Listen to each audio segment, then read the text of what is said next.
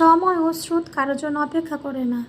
আমরা arrange marriage যদি করি তখন আমরা আফসোস করি, লাভ ম্যারেজ করলে মনে হয় অনেক ভালো হতো।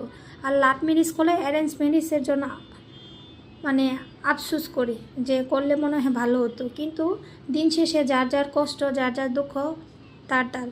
দিন শেষে কেউ কারো না, বাবা মা হোক, স্বামী হোক, সন্তান হোক, আর আত্মীয় স্বজন তো দূরের কথা, কারণ যার যার কষ্ট তার তার। হ্যালো ভিউয়ার, সবাইকে আসসালামু আলাইকুম। বাবার বাসা থেকে আসলাম, সব কিছু এত পরিমাণ নোংরা হয়ে গেছিলো, সব কিছু ওয়াশ করতেছি, ওয়াশ করতে দিলাম। ভাবলাম ওয়াশ করে বাকি কাজগুলো কমপ্লিট করি। আর দেখো বাইরের ওয়েদারটা একদম রোদ, আবার বৃষ্টি, আবার রোদ, এভাবে মানুষের ঠান্ডা লাগতেছে, জ্বর আসতেছে। আমার প্রচুর ঠান্ডা লাগছে, কথা বলতে খুব প্রবলেম হচ্ছে। এই যে অফ ক্যামেরায় অনেকগুলা কাপড় ধুইছে, কাপড় হয়ে গেছে, সেগুলো এখন মেলে দিব। যেহেতু আমার ডাইপড দিয়ে আমি ভিডিও করতে পারতেছি না, কারণ ছেলের জন্য ও ডাইপডে বারবার ডিস্টার্ব করতেছিল, সেজন্য আর কি। আর এই যে অফ ক্যামেরায় আমি সব কিছু গুছিয়েও নিয়েছি, কারণ সরাসরি তোমাদের সাথে আমার সব কিছু শেয়ার করা হয় না ওই বাচ্চার জন্য।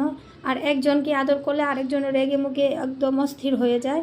এই যে কথা বলতে বলতে সকালে নাস্তা সারলাম। আর ওদের মানে এত পরিমাণ প্যারা দিচ্ছিল, ওরা এত পরিমাণ ডিস্টার্ব করতেছিল, বিরক্ত করতেছিল, মাথা একদম খুব খারাপ লাগতেছিল। ভাবলাম একটু চা খেয়ে নিই, চা খেয়ে একটু স্বস্তির করে তারপরে আস্তে ধীরে সুস্থিরে রান্না করব। যেহেতু ওয়েদারটা একটু ঠান্ডা আছে, রান্না করলে প্রবলেম হবে না।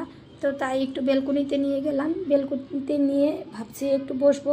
আর এদিক দিয়ে দেখো আমার বেলকনির অবস্থা খুবই ভয়ঙ্কর। আর জানালার দিয়ে দেখা